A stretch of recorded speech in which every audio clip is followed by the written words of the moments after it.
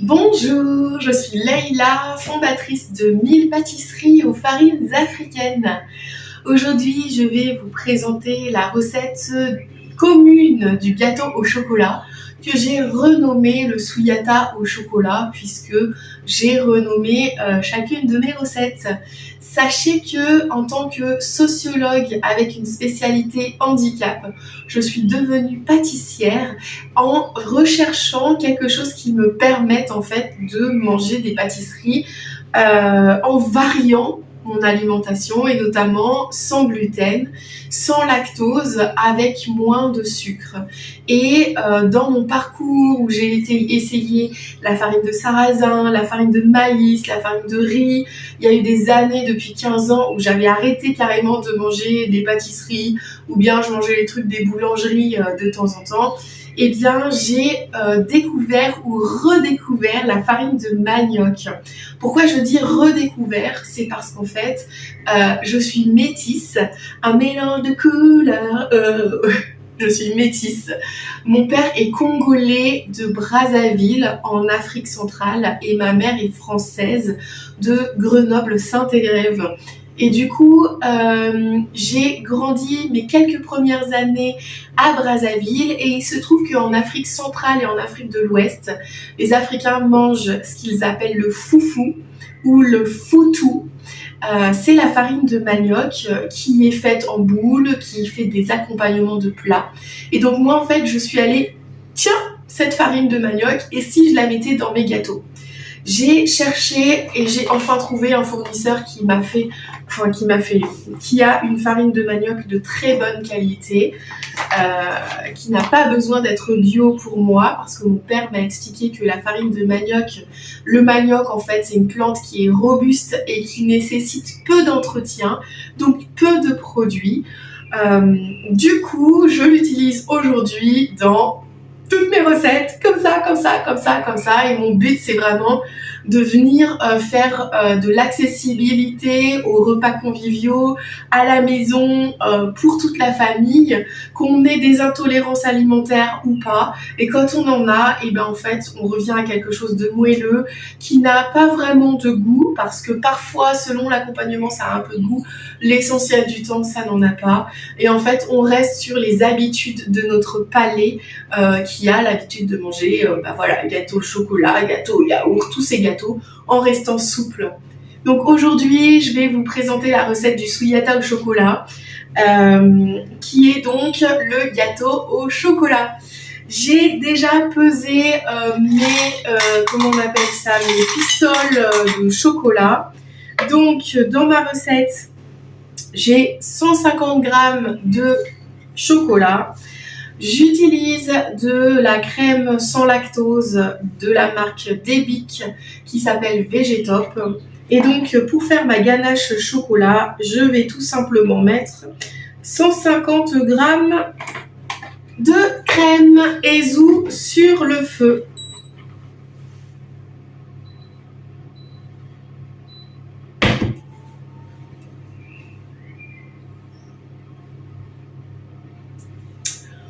Voilà, donc pendant ce temps, passons au pesé.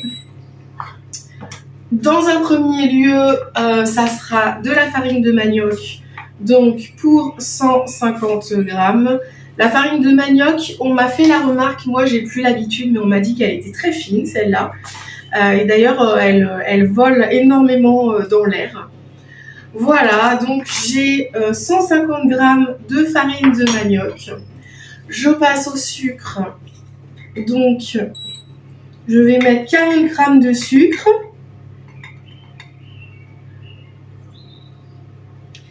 Surtout qu'après il y a le chocolat qui va lui-même venir sucré, donc c'est vraiment pas nécessaire de mettre vraiment beaucoup de sucre.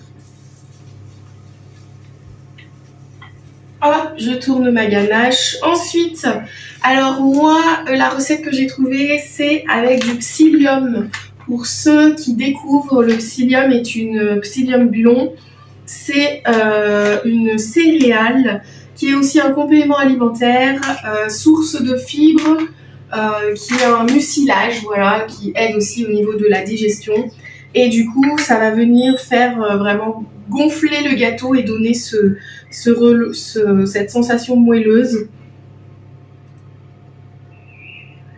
Voilà, donc je mets 10 g de psyllium, 4 g de levure.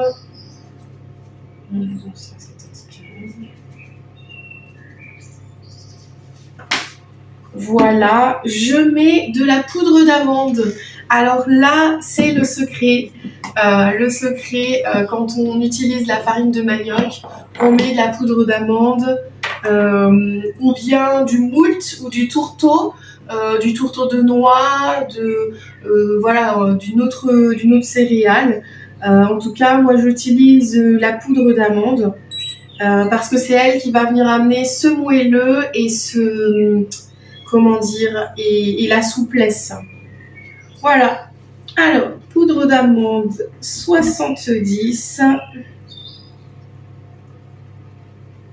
Voilà, donc poudre d'amande 70. Je vous rappelle qu'on a 150 g de farine de manioc. Ah, ma ganache. Je tourne ma ganache pour qu'elle soit homogène avec une spatule et j'évite de faire rentrer l'air à l'intérieur.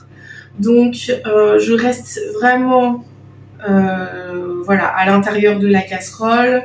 Je remue doucement. Bon, là, il s'agit d'une petite casserole, mais je remue de manière à ce que ça reste dense et sans bulle d'air.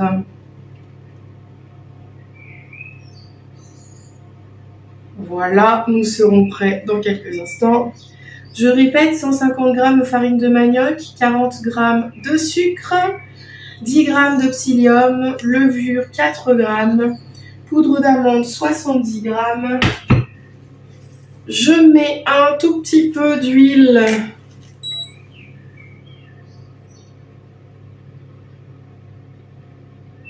pour 25 g et 2 œufs. Donc, je vais commencer à mélanger avec les œufs. Je vais mélanger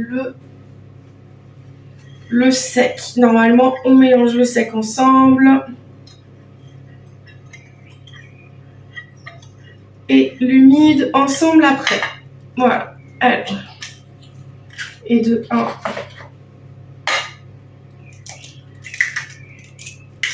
Et de 2.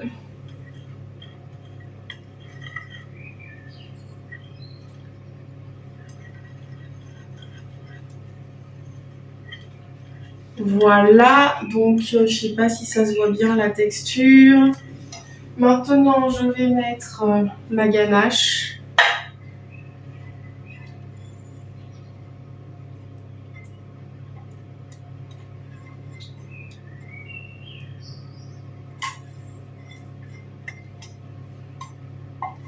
Voilà, je vous remercie. Tac.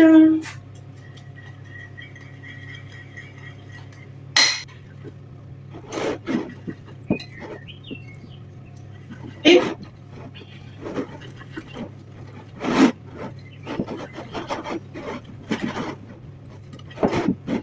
donc voici ma texture. C'est une texture, c'est une texture qui est dense. Du coup, comme elle est très dense, l'autre chose que j'ai compris avec la farine de manioc, c'est qu'il y a besoin d'eau. Donc, selon les saisons, je mets une quantité d'eau différente et moi, je fais à l'observation en fonction du résultat que je veux avoir avec mon gâteau. Donc, pour vous, aujourd'hui, on va mesurer du coup, on parle de 200 millilitres.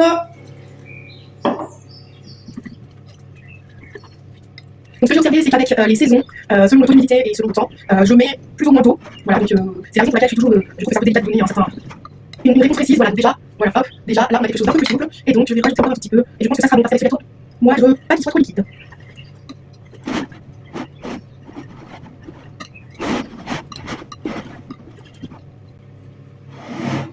Et voilà le résultat.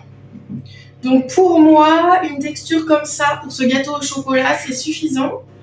Il n'y a pas besoin de le rendre plus liquide. Je dis ça parce que sur d'autres recettes, je le ferai plus chenille plutôt. Enfin bref. Du coup, pour certains, on peut mettre un petit peu de graisse à l'intérieur. Et c'est parti.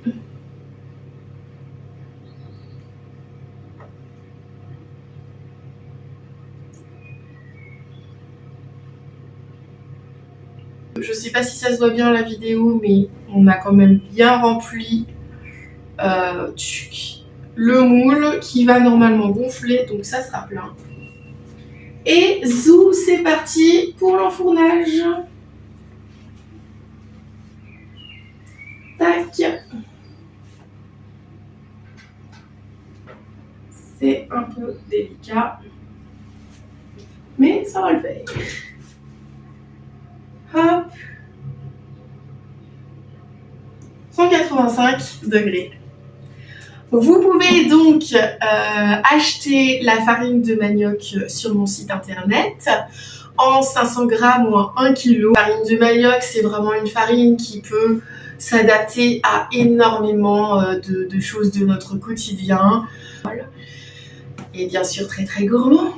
Quoi d'autre est possible? Voilà. Tadam! Le cake est cuit. Passons au démoulage. C'est facile.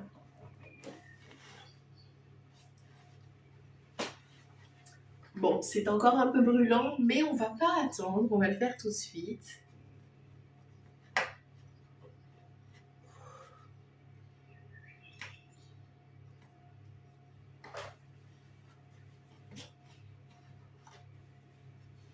Je vous montre.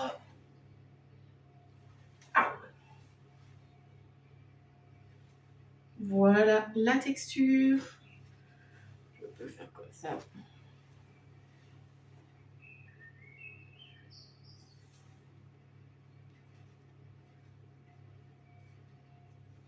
Cette jolie texture de gâteau au chocolat. Et du coup, ben, il y a juste à se régaler, hein. Bon appétit!